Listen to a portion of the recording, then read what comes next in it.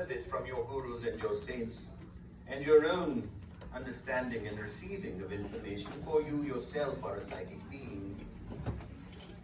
Your senses are far more than 5, far more than 6. Perhaps there are hundreds, thousands of senses. You have a sense of peace, a sense of balance, a sense of justice, and a sense of love.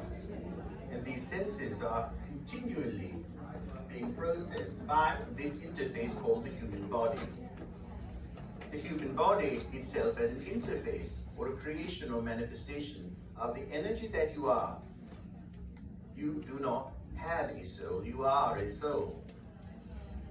Though when you are referring to something affecting you at the soul level, it is understood between you as people who share a common language, what is meant by feeling it in the soul. There are those conceptions of the mind. That entire reality is the universal mind. That would be what you refer to as the source of all that is. And as you are living your lives, as you are feeling time occurring very rapidly, or perhaps too slowly for you all at once, have you noticed this? This is where you are acknowledging the ascension process. Your ascension within the physical body as you are on earth. It would benefit you to begin to see that earth is a school. And if you have not ascertained this by now, one may reflect and see that all that you have done is learn and relearn. For you are programmable beings. Yes, you are programmable. This is a blessing and not a curse. For if you are programmable, then you are deprogrammable and reprogrammable. You may choose to eat a certain diet and then to discard it for another. You see, the being always wants more. All of you always want more. That is your nature. It is the nature of the reality that you are. And how do you want more? My friends, even if you were to discard all of your possessions and the people around you, it is because you want more. If you have billions of dollars and then you give them away, you still want more because you want less of this and more of that. You are always wanting less of something else and more of that. Now you may say, well, Phineas, I'm very happy sitting here right now. But you are comfortable. Perhaps you want more of that. And so this is not a curse. If you have peace, you would want more peace. What about those who you have known who have been very destructive, as you see it, to themselves? Their behaviors and their internal vocabulary is destructive. They are using certain drugs and they are addicted, as you are experiencing in your society. And you say they have fallen off their spiritual path. My dear friends, you can never fall off your spiritual path. Your entire existence is your spiritual path.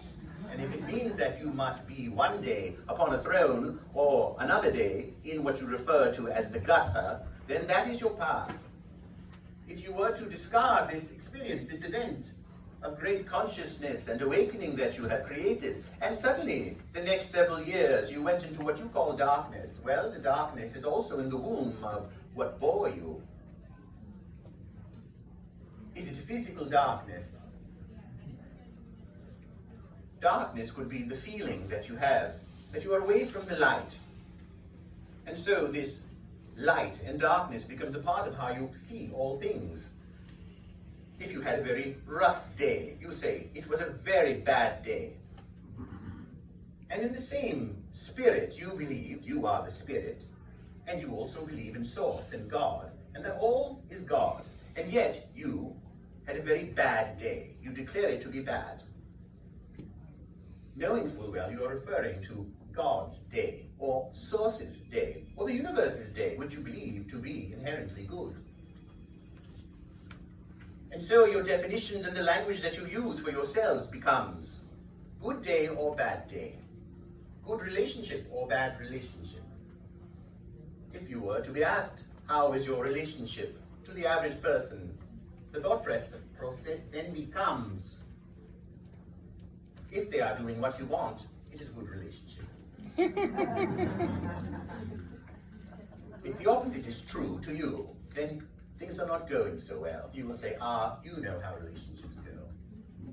But that is not a relationship. There is very little relating going on. That is the relationship between an employer and an employee, is it not? How is your employee? How is it going in your work relationship? Well, they are slacking off, so it is not going very well. They are not doing the job that I hired them for. How is the prisoner, warden? Well, that relationship is going very poorly. They are creating a disturbance amongst the other prisoners. You see, that would be a different kind of relationship. But your intimate partnerships are your spiritual path as well, whether you have one currently or you do not. The thoughts about it become your spiritual path. Your reactions to things, your reactive mind. Let us take the word reactive.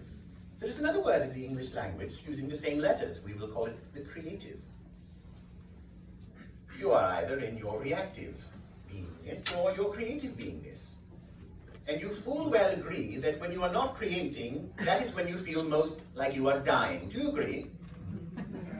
And so, the opposite of the creation or the creative energy would be the reactive energy, or one who stays in their initial reaction. Enlightenment, you see, is often asked of us, what is the definition, Phineas, of enlightenment?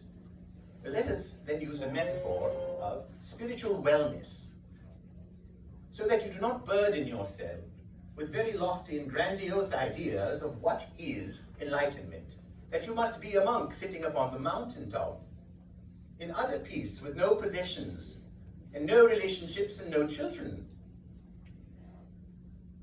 You often take the advice of such individuals to heart, though they do not live the life that you live.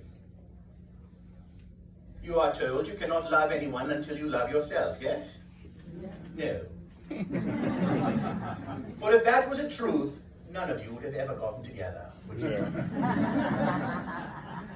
You have loved many when you did not love yourself. Isn't that true? Yes. And with your face to God's face, you would tell her, I did love that person. And so, even at that time when you loved them and you did not love yourself, with the same energy that you loved them, the universe, which is you, by the way, is kind and loving and allows you to grow through experiences. It is not so hard and fast with its rules. You often learn to love yourself when others love you first.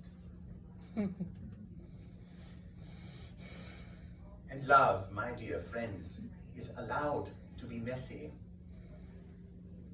It is an art to love. Think of the artist if you were to enter into an artist studio, and we would tell you we're now about to enter into a very wonderful artist studio.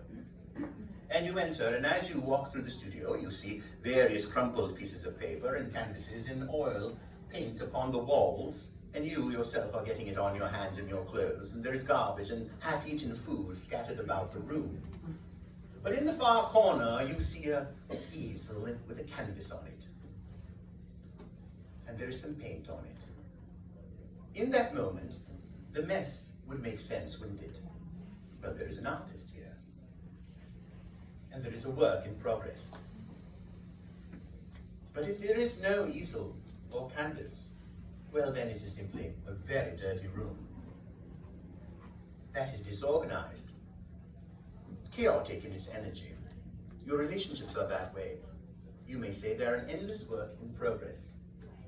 And you will learn about yourselves through relationship. Whether or not you have a partner, you are still learning. And so Earth is a school. What are you here to learn? Is it possible that this word enlightenment is the degree that you get? Well, let's return to that definition. When you wish to find out if you are physically fit, they will take you to the medical examiner's office and they shall put you upon the treadmill and place various diodes upon your body. And they will ask you then to walk and then to run, and then to walk and then to run, and to slow down and then to walk and to run. For they are checking the agility, not of your body, but of your heart, aren't they? They wish to see how quickly you are able to raise your heartbeat, and then how quickly you are able to bring it down to normal. And that would mean, if you are doing this very quickly, your heart rate goes up, and then very quickly you are able to return it to normal, you are quite physically fit. And that is what enlightenment is. That when you are spinning out into your more negative emotions and your reactions, and the quicker you return to your peace, the more enlightened you are.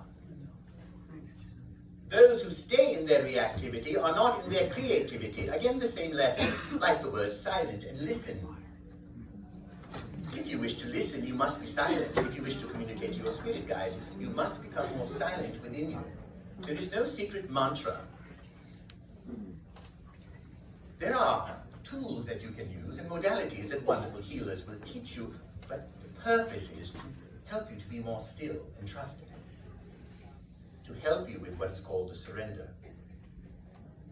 And my dear friends, that is the topic of our discussion and transmission here today, that your surrender is your victory. That is the opposite of what was told to you and taught to you in your schools, and we shall use that term with quotation marks around it. Schools. Rather, they are memorization institutions, aren't they? They are there to exercise mostly your brain, your physical brain, not your mind. Your brain has one purpose. Press the button here and record. That is the purpose of your physical brain. 2 + 2 is 4. 3 × 2 is 6. Record. Do not ask why. The moment you ask why, your mind is there. But you must have a brain here.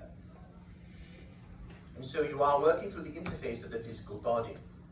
As you all have studied, that there are emotions that are linked to various organs and parts of the body. And that when the body is then giving you some trouble in that area, the spiritual component of your wellness would be then to address the emotional cause of that. And so you may approach it physically, and we recommend, highly encourage you to approach it emotionally. Now, by the time it gets to your body, that means that you have not been listening to all the other subtle or more subtle messages. For no one can ignore the pain in their body for very long. And so you will then go through the spaces of pain, of loneliness, of desperation, of fear of death, or perhaps a fear of going on and living even more. All of you have known, personally or within one degree of separation from you, someone or persons who have taken their own life. What about those people? Do they want more? Yes, they do. No, you see, they were taking their own life because they do not like themselves. If they did not like themselves, why are they trying to feel better? Think here and be very sober. For you wish to help others, not only receive this information for yourself. And so, those who wish to leave the planet feel it is better somewhere else. I want to go where you are, Phineas. Where are you exactly? If we were to tell you, we are you, you would say, that's lovely, but really tell me. I want to know the truth about this life. This life is simply where you are focused with your consciousness. In about 12 hours, you will be dreaming in other dimensions, dimensions that you have created, or so you think. And you will believe that that dream is very real. How many times have you woken up after a dream and said out loud, or to the person next to you, I cannot believe that was a dream? How many? Raise your hands if you have done this.